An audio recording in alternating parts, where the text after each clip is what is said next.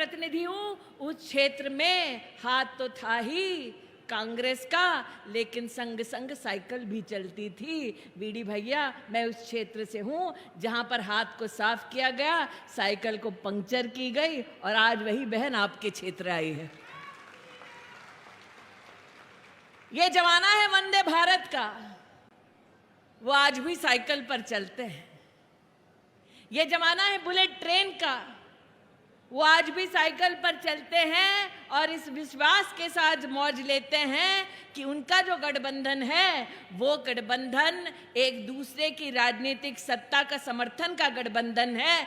आप जिस गठबंधन, जिस पार्टी से ताल्लुक रखते हैं, वो ऐसा जो लोकतंत्र की रक्षा और लोकतांत्रिक ढांचे में जनता जनार्दन के उत्थान के लिए समर्पित है। ये फर्क है। मैं भी सोच रही थी इस लोकसभा में आने से पहले कि कांग्रेस की हार का सबसे पहला संकेत क्या, कि मेरे प्रदेश अध्यक्ष के सामने कांग्रेस ने लड़ने से इनकार कर दिया। कांग्रेस की हार का दूसरा संकेत क्या, कि जो एक दूसरे को विधानसभा के चुनाव में आंख नहीं सुहाते थे, जो एक दूसरे के ऑफिस से धकेले बाहर जाते थे, कांग्रेस ने कहा चल ठीक है, ये सीट का टिकट तुमको दे दें। वैसे वीडी भैया, हार से डर कर भागने की कांग्रेस की अब फितरत सी हो गई है। अमेठी वालों से पूछ लो। फिर हमने देखा, दिया तो सपा को दिया, और सपा ने उस टिकट का क्या किया। हम क्या, अच्छा भैया वीडी भैया से लड़ने आए हैं साइकिल वाले। फिर वहां दिल्ली से निकले, अमेठी से दिल्ली पहुंचे, तो हमको किसी ने फोन किया मध्य प्रदेश से और कहा दीदी सपा ने अपना टिकट बदल दिया। मैंने कहा जिनकी डेली नीयत बदलती है उनका टिकट बदलना आश्चर्य की बात नहीं है। इसलिए आज वीडी भैया आपको जीत की अग्रिम बधाई देती हूं। आप सत्य के पक्ष से लड़ रहे हैं, वो अधर्म के पक्ष से लड़ रहे हैं। आप लोकतंत्र के पक्ष से लड़ रहे हैं, वो लोकतंत्र को छिन्न भिन्न करने वाले ऐसे लोगों के प्रांगण से लड़ रहे हैं। और मेरा ये मानना है कि जिसके पक्ष में धर्म हो, सत्य हो, लोकतंत्र हो, जीत उसकी पक्की है। आज भारतीय जनता पार्टी का कार्यकर्ता, जिस पार्टी में 2 सांसद थे, आज वो 400 पार का नारा लगाने की क्षमता रखता है। सीना तान कर, सर ऊंचा करके, विनम्रता के भाव के साथ हर वोटर के पास जाकर वोट मांगता है। आज जनता जनार्दन से कहना चाहती हूं कि सपा को वोट देना मतलब वोट जाया करना। सपा को वोट देना मतलब उन ताकतों को वोट देना जो देश के टुकड़े करना चाहते हैं। सपा को वोट देना मतलब उनको वोट देना जो तिजोरी लूट चुके और अब भी जिनकी नजर तिजोरी पर है। वो उनका काम कभी पूरा नहीं हो पाएगा, क्योंकि नागरिक पुनः कमल का फूल खिलाएगा और मोदी को प्रधानमंत्री बनाएगा। इसलिए बूथ पर जो कार्यकर्ता जाए, उससे आग्रह है सर झुका के, बूथ पर नजर गढ़ा के, हाथ जोड़कर मोदी के लिए आशीर्वाद मांगने का हमें मौका मिला है। ये मौका हमसे छूटना नहीं चाहिए। और विनम्रता का भाव रखते हुए हम जनता जनार्दन से कहें कि जब मौत मंडरा रही थी कोविड के वक्त, तब बाकी सब भाग गए थे। भारतीय जनता पार्टी का कार्यकर्ता घर घर, गांव गांव सैनिटाइजर और मास्क बांट रहा था, हर गली में भूखों को खाना खिला रहा था। ये भारतीय जनता पार्टी का कार्यकर्ता आज दरवाजे आया है वोट मांगने। जब सर झुका के, विनम्रता के भाव के साथ नरेंद्र मोदी के पक्ष के लिए वोट मांगने जाएं, तो उन्हें याद दिलाएं कि जब विपक्ष की पार्टियां कह रही थी कि वैक्सीन ना लगाओ और वैक्सीन लाओ तो विदेश से लेकर आओ, तब ये मोदी है जिसने कहा था मुक्कमता से कि हम हिंदुस्तान में वैक्सीन बनाएंगे, हिंदुस्तानी तक हर वैक्सीन पहुंचाएंगे और विदेश में भी हिंदुस्तान की वैक्सीन का जौहर दिखाएंगे। ये हिम्मत हिंदुस्तान में, ये विश्वास सिर्फ मोदी में था। वैसे सपा के जो प्रत्याशी आपके सम्मुख लड़ने आए, वीडी भैया, थोड़ा पूछ लीजिए, जिस वैक्सीन का वो बहिष्कार कर रहे थे, मोदी वाली वो वैक्सीन उन्होंने भी लगाई क्या?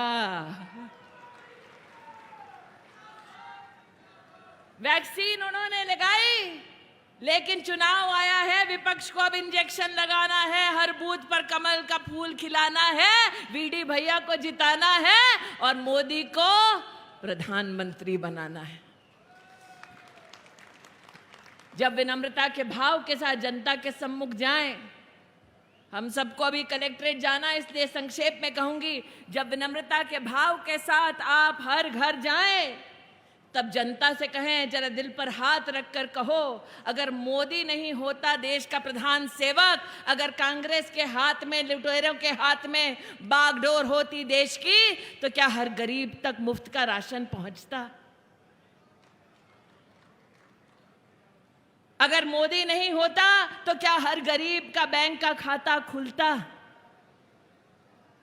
अगर नरेंद्र मोदी नहीं होता तो क्या भव्य राम मंदिर का निर्माण हो पाता? इसलिए राम भक्तों, हर घर जाओ, शीश झुकाओ, हर घर जाओ, शीश झुकाओ, मांगो आशीर्वाद नागरिक का, कहो कमल का बटन दबाओ, पुनः मोदी की सरकार बनाओ और देश के लिए एक उज्जवल भविष्य पाओ।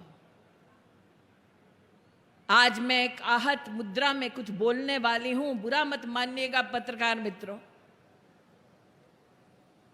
आज जिस प्रकार की राजनीति इस चुनाव में मैं देख रही हूं, सुना है कुछ लोग वायनाड में आज अपना पर्चा भर रहे हैं, वहां मेरे प्रदेश अध्यक्ष उसके सामने चुनाव लड़ रहे हैं और कह रहे हैं अब गत इतनी हो गई है उनकी राजनीति की कि आतंकवादी संगठनों से वो सहायता मांग रहे हैं।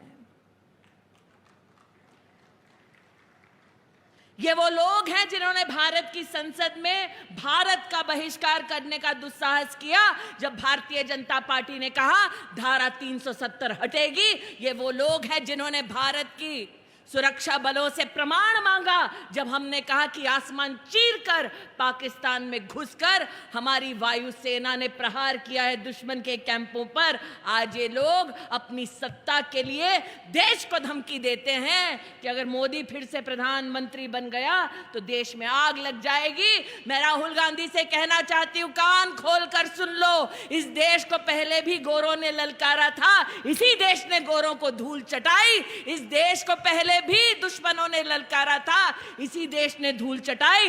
तुमने लोकतंत्र को कलंकित करने के लिए अगर देश को धमकाया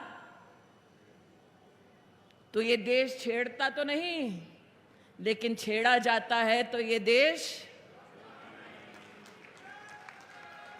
इसलिए विनम्रता के भाव के साथ हर कार्यकर्ता जाए, हर घर खटखटाए, कहे बटन दबाओ कमल का, मोदी को पुनः प्रधानमंत्री बनकर सेवा करने का मौका दो। अगर देश की सुरक्षा प्यारी है तो कमल का बटन दबाओ, अगर राम भक्त का स्वाभिमान प्यारा है तो कमल का बटन दबाओ, अगर महिला का उत्थान प्यारा है तो कमल का बटन दबाओ, अगर युवा शक्ति को उज्जवल भविष्य देना है तो कमल का बटन दबाओ, अगर 2047 में विकसित भारत बनना है तो कमल का बटन दबाओ। अरे ये वो गठबंधन है इंडी का जो 2024 में क्या करना है ये नहीं जानते, हम तो 2047 का प्लान लेकर चल रहे हैं भैया।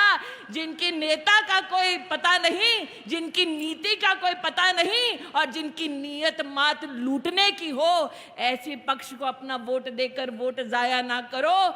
कमल का बटन दबाओ, मोदी को प्रधान सेवक बनाओ, वीडी भैया को जिताओ। आज कार्यकर्ताओं से यही आग्रह करती हूं कि हर घर जाओ, सर झुकाओ, कमल के लिए वोट पाओ, 400 पार हो जाओ। आज कार्यकर्ताओं को उनकी विनम्रता, उनकी कर्मठता और निष्ठा के लिए पुनः प्रणाम करके अपनी वाणी को विराम देती हूं, ताकि भैया कलेक्ट्रेट की ओर चलें और अपना यशस्वी नामांकन भरें। बोलो भारत